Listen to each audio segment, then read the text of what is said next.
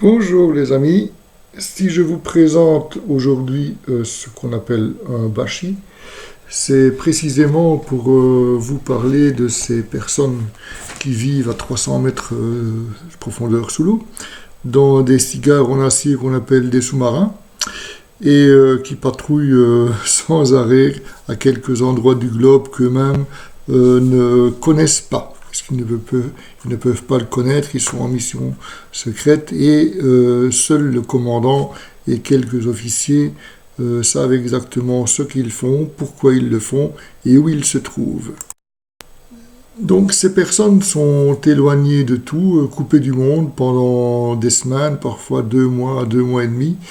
Et voilà, bon, j'ai voulu vous expliquer dans ce livre comment vivent ces marins, ces soldats de l'ombre, qui vivent dans ce qu'ils appellent eux-mêmes des loups noirs, et qui n'ont pour seule mission et pour seul dessein que de nous préserver des attaques éventuelles de potentiels ennemis dans ce qu'on appelle la dissuasion nucléaire. Dans ce livre, je commence par vous expliquer un petit peu les trois types de sous-marins dont les personnes m'ont fait le plaisir et l'honneur de me donner des renseignements. Les classiques, bien sûr, ceux qui sont à la base de tout, les sous-marins à propulsion diesel des années 50, 60, 70, très très très très très très délicat à manœuvrer, avec des avaries, avec des petits problèmes, une exiguïté vraiment au-delà du supportable. Mais j'ai des contacts encore avec des anciens sous-mariniers qui ont servi sur ces bateaux et qui me disent à 75 ans, si je pouvais, eh bien je replonge, il n'y a pas de souci. Puis après, bon, les deux autres catégories de sous-marins, ce sont les sous-marins nucléaires, les sous-marins actuels, de plusieurs générations déjà. On appelle les SNA, pour sous-marins nucléaires d'attaque, qui portent très mal leur nom parce qu'ils font tout sauf attaquer. Ils sont en fait destinés à espionner les autres sous-marins qui eux-mêmes nous espionnent. Ils suivent des convois, ils font du repérage. Et puis les SNLE, qui sont eux des sous-marins nucléaires lanceurs d'engins. Et les engins qu'ils lancent ne sont autres que des missiles à tête nucléaire. Il faut savoir que ces missiles ont une portée pour l'instant, pour ce que nous en savons, une portée de 8000 km, qu'ils atteignent en 25 minutes, c'est plus rapide que le TGV, et avec une précision quand même d'environ 200 mètres. Et bon, ces missiles sont équipés de têtes nucléaires. J'explique en gros dans le livre ce que je peux expliquer, parce que bon, il y a quand même des domaines qui sont top secrets. Et voilà, ces missiles font environ 12 ou 13 mètres de hauteur, 1,20 m de diamètre, et les opérateurs sont amenés chaque jour à vérifier que tout se passe bien à l'intérieur de ces engins.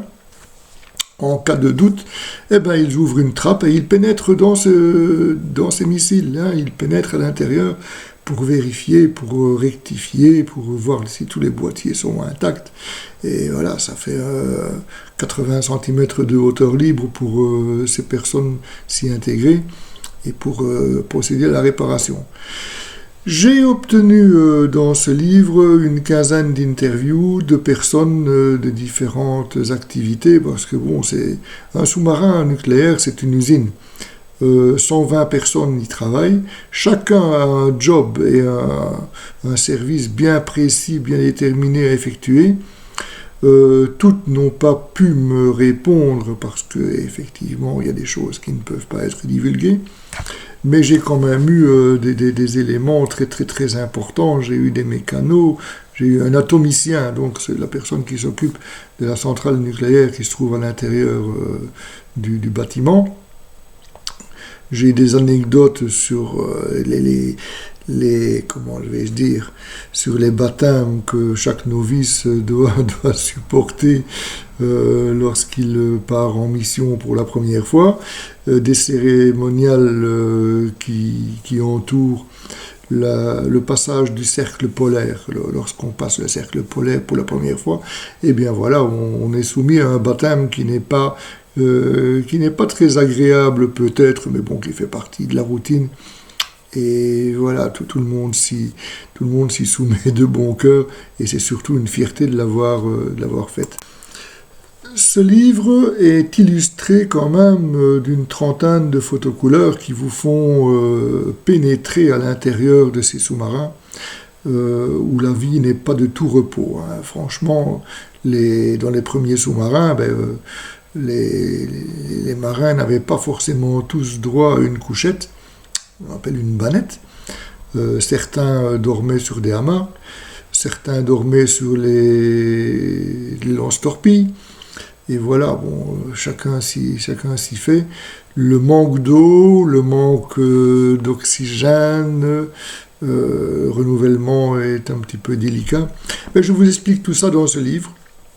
Vous découvrirez un univers vraiment fascinant, avec des personnages qui font partie d'une grande famille. C'est le mot-clé qui revient dans chacune des interviews que j'ai réalisées.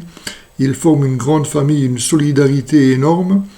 Et j'ai d'ailleurs eu la grande joie, et c'est un témoignage poignant, de la veuve d'un marin qui est décédé d'un accident, et qui m'a raconté tout simplement comment s'était passé cet accident et comment elle en avait pris connaissance.